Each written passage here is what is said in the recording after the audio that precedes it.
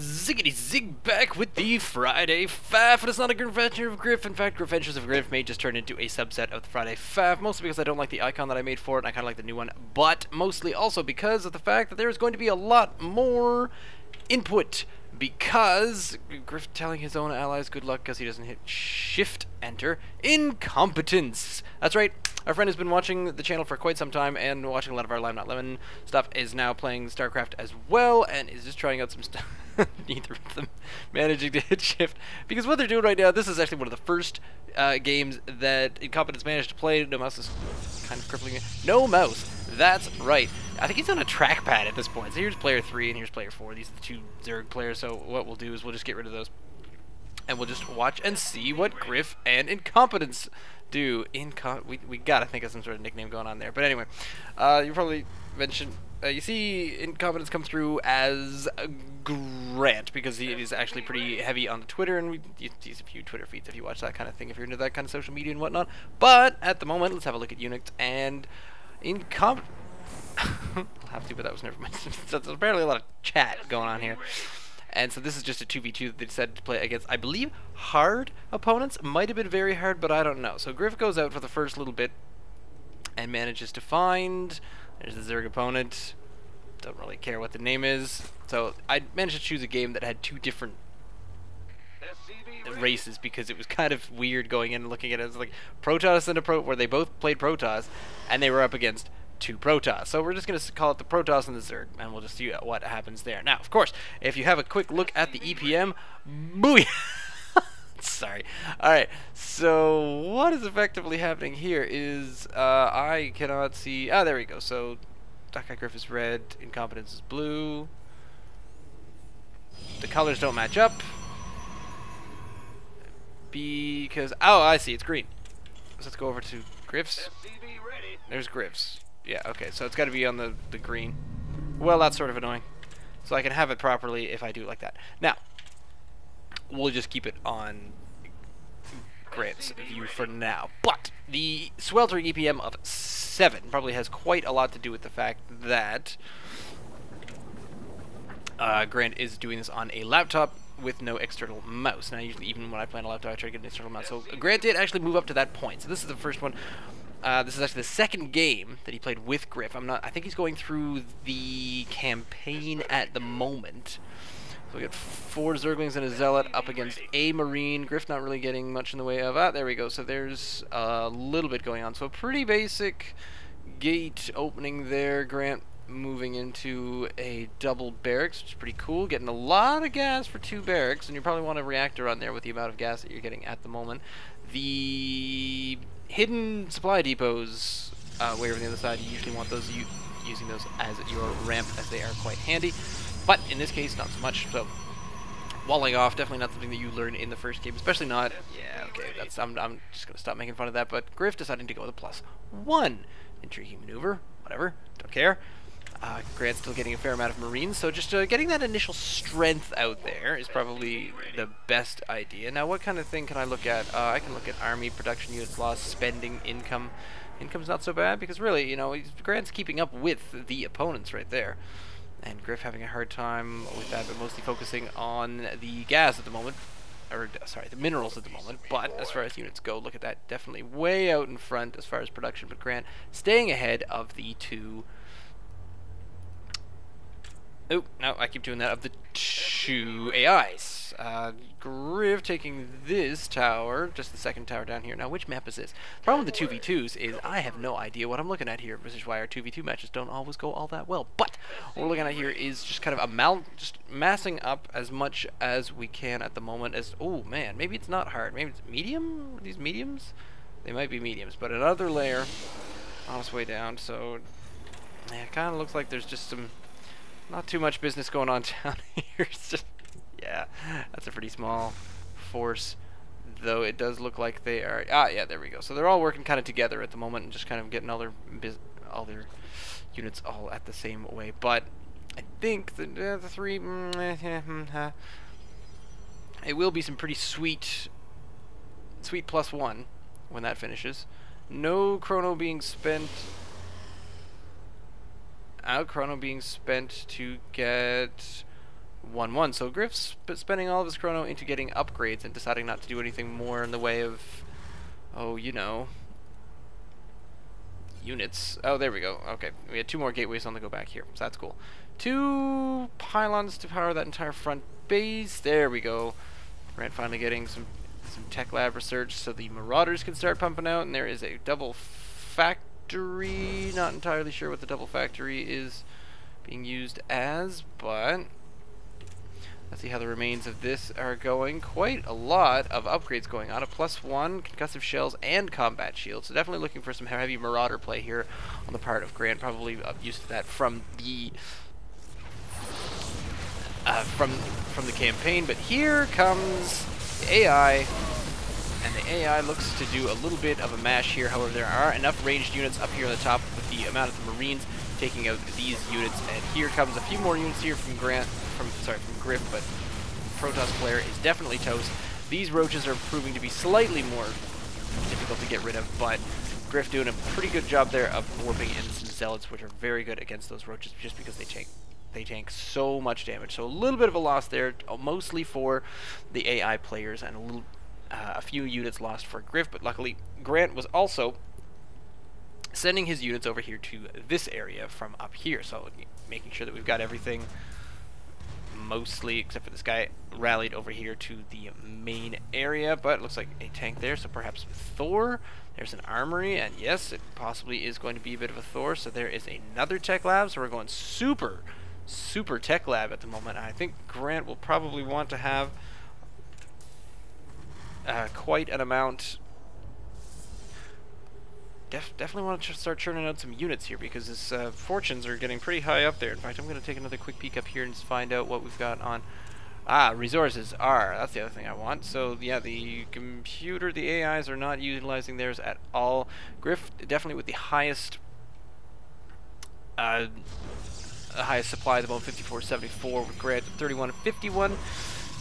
Grant definitely having a little bit higher, but just spending that amount is a little bit tricky, especially in the early game. So he's actually doing really well, a lot better than I thought was going to be happening here. But as far as the EPM, it's still a little bit low, but that comes down to the fact that he's still just using the trackpad. So really, this is a lot better than I ever expected, because I thought Grant was like, oh well, you can't show mine because I'm never going to do all that well. But I mean, look at this. He's got 24 harvesters on one base. That's sizable amounts, the way you want to do things. And there goes the, it's probably, yeah, weapons +1. There's some tanks coming in, and I guess the siege tank is already done, perhaps? Let's find out. No, need to research siege tank. However, the rest of these are pretty much done. Nitro packs and reapers, so now just working on getting a few more units out there. But in the meantime, Griff getting another base forward here. Grant looking just across the gas here just to find out maybe there's anything over here in the top corner. No, not sure how comfortable Grant is with the idea of expansion. Griff's 2 probes here bowing at the altar of Nexus, just trying to figure out how to get in, because honestly, where is the door? Where do you bring the gas to? You just sort of push it in the side.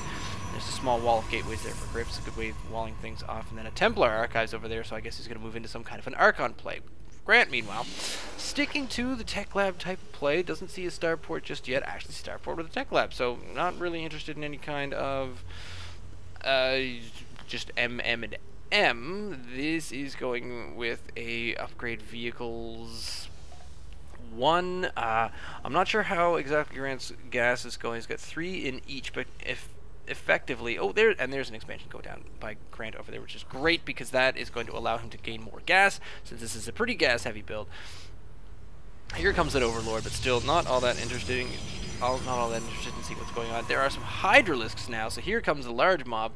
That might be a little, well, no, it's still pretty even with what's happening upstairs, because if you look at the mineral value, Griff's army is definitely doing the best gas-wise, but then this Zerg army is actually nothing to sniff at, so we're going to see if anything comes of that. Meantime, there's a whole lot of stuff going on up here. Blink and Psionic Storm being researched right now by Griff. Not quite sure. Let's have a peek and see what Griff's money is at the moment. Griff's actually keeping things pretty low. Not getting the tank siege done, but a fusion core on the way, probably because, yeah, Grant will be interested in going mostly over towards battlecruisers, because, hey, battlecruisers are fun, and why not? So these units just being kept at bay right now, probably, what you wanted to do there is put a side storm in behind your force fields, and that keeps the units away and hits them even harder. Now, good idea, hit that Guardian Shield,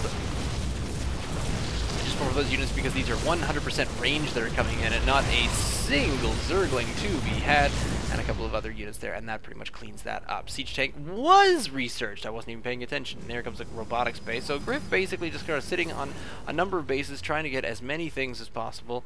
There's Grant protecting himself in a very economical way. Just one tank, not freaking out and putting down 9 missile turrets, which is actually very impressive.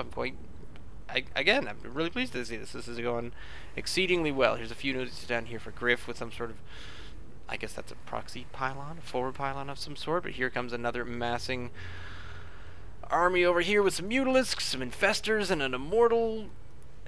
That's kind of an intriguing combination, and so now it looks like, yes, the Zerg player is still doing quite well as far as the army value, but as far as population goes, the supply is not quite up to the remainder, mostly because of the 15 Harvesters. So I think, yes, definitely we were looking at some medium play. But we're also looking at Graviton boosters. There's some Banshees and some Siege Tanks, so Grant definitely going with a very, very tech-heavy play. The Fusion Core is up, and the only thing you can really do there is just research some battle cruiser whatnot. That may change in HOTS, I am not sure. Haven't actually looked at the HOTS beta just yet. I should pre-order my copy and then get into that, but not really my, well, focus at the moment, I guess would be the best way of putting it. Oh, everything research for Templar right now, and probably a few more Templar are on their way in right now. So Griff is going to stick. I thought we were going to see a fair amount of Archons, but I was wrong. We were actually going to see a lot of Templar and Psionic Storm, which is pretty cool. Skillial and melee attack. So a few upgrades coming down from the Zerg down at the bottom, which does seem to be carrying this game somewhat, but the Protoss is also nothing to sniff at, because you see these numbers here are not too bad. However, Grant is definitely ahead supply-wise, so it does seem like the kind of game that our heroes can currently win. In fact, here comes an Overlord, and oh, there goes a player 3. They have not yet expanded to second bases yet, which just seems kind of weird. And there's a Stargate producing, you guessed it, absolutely nothing. So we're just mostly looking at, again, Immortals and Gateway units, a couple of Mutalisks. So they're going Immortal heavy, which up against this particular unit would be killing off a fair number of the Stalkers, but if these Zealots had charge on them, which you would like to see them have charge, but it doesn't look like that is actually being generated right now. Here are another couple of units for Griff, so it looks like Griff is definitely quite far ahead at the moment. Yes, definitely getting into triple digits, halfway through triple digits right now. A very, very sensible, high, ridiculous score at the moment, but here comes this entire army, and we'll see what happens here. Griff already in the highest number of units lost, and it's possible he'll be able to take care of this army with the Templars on their own. The Mutalisks sort of getting caught out of position, trying to take out the Templar, not quite doing the right amount of damage there, but Griff, with his main army all by itself, is able to take this out. Grant trying to decide what to do with the rest of himself, as over there you don't quite see what's happening, but the army value definitely stands that Griff soundly defeated that, even though the lost resources does paint a different picture, makes it look like Griff is at the forefront, which is true, and he's losing too much of his army. I wouldn't quite say too much, but certainly a fair number of his army, but up against two mediums, Griff can probably hold his own weight. Now, here comes the remainder of, nope, they're right over here. So there's a small, paltry little army right here, just waiting to see what happens when the remainder of the team Lime Not Lemon do make their way downstairs.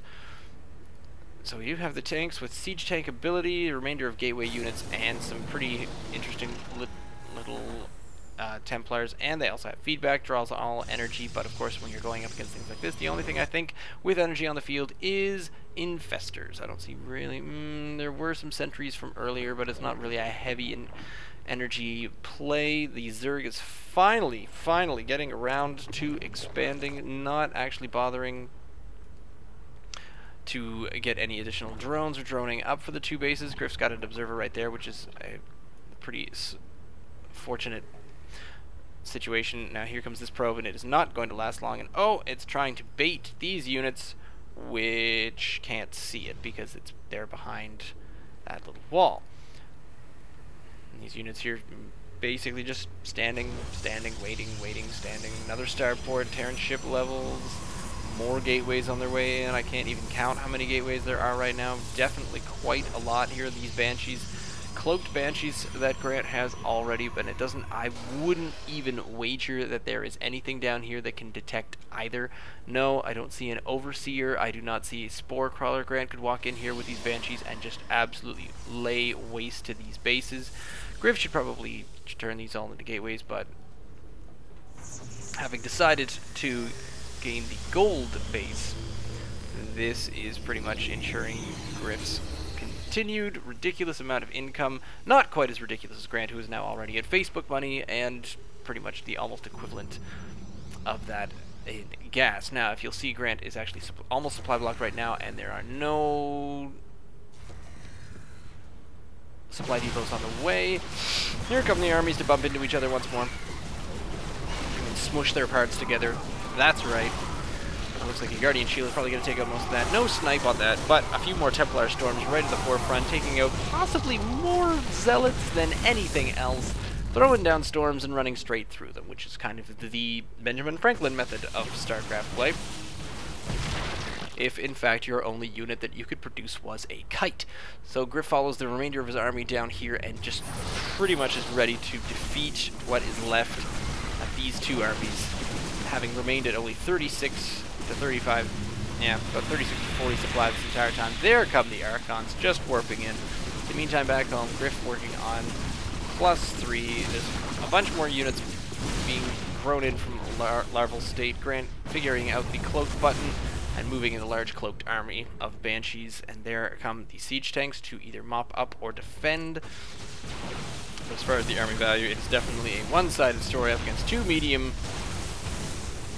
This was a cakewalk for Griff, and I think Grant did pretty well. Not too bad. I mean, you have to, once again, consider the fact that this is almost a very first taste of what ladder could possibly be like. Now, obviously, it's not quite like this, because by 24 minutes, a lot more should have happened, and you wouldn't just be at 78 supplies. So Grant needs to, let's review, there we go, build some supply depots. Build a lot of supply depots, probably a lot more than this, because when you're sitting at 6,000 and whatnot. But if you look at this, here we go. The income levels, that is pretty spiffy. Now, maybe a few more mules, because, well, actually, let's see what the, yeah, probably a fair number of mules. More bases to expand to. This space over here, no, that's, I'm not talking about you, I'm talking about the other side of things. So there's a few of the Protoss left. Here comes the Void Ray. The Void Ray is not going to do too well. Actually, yeah, the Terran army is not going to do too well against the Void Ray, because the Marauders and the Siege Tanks can only shoot the ground for some reason, because Marauders can't aim up because their arms are too heavy. That's the only way I can describe it. Now, but the Archons, however, can shoot up. The Zealots cannot, and I'm still seeing no charge, which I'm kind of disappointed at, because look at the money being made by Griff. There wasn't a lot of text at the very beginning, but I think that was mostly because, I don't know why, the other player is still in this. Why has this not been a GG? But they... I was saying something just a minute ago. Oh, right. Hadn't been a lot of text because these two players have been on a Skype call, if I'm not mistaken, so they were just able to talk back and forth and sort of explain what the strategy was and what they were planning on doing, and a few other things like that. So, if you watched this, and if you'd like to see more of this, this is going to be the new Friday Faff, and in fact, if you have a game that you want to see done, send it over to ziggityzig@gmail.com. You can follow me on Twitter at ZiggyStarcraft. There's a few more friends of mine that have actually recently joined Starcraft again. In fact, my friend Chaos Brood, I think he's going to something else right now, but he finally joined Starcraft 2, and that resulted in a very funny conversation, because he joined way after, and I was trying to explain to him something about the new ladder settings, and he says, yeah, I think I played a ladder game, and he wasn't even sure if it was the practice map or not. So he's a little bit out of date right now, but he's working on it. Meantime, coming down to the old EPM, average of 9 for Incompetence. I think he sort of did it in jest. It'll speed right up once he gets an external mouse, and honestly, I mean, look at this. Look at this SimCity right here. He's born to be Terran. Very awesome stuff. So the Friday Faff will continue. unless no one likes it. Let me know. Stay tuned.